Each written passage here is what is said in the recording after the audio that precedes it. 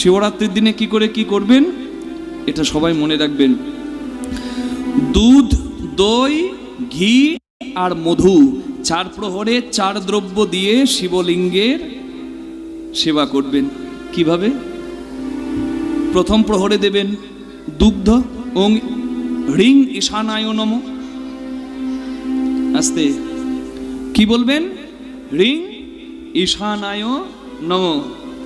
দুধ দিলেন, তারপরে জল দিয়ে ধুইয়ে, দুধ দিয়ে অভিষেক করলেন, জল দিয়ে ধুইয়ে, তারপরে বেলপাতা দিয়ে পূজা করলেন। হয়ে গেল।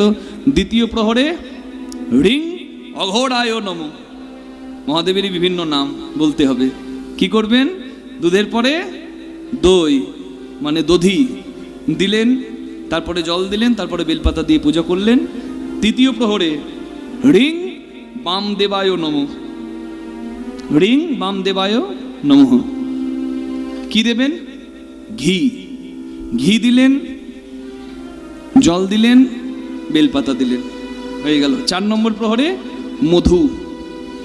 মধু দেবেন, হ্রিং সদ্য জাতায় নমঃ। 4 প্রহরে 4 বার এইভাবে নিয়ে আপনি পূজা করবেন। মধু দিলেন, তারপর বেলপাতা মানে স্নান করিয়ে বেলপাতা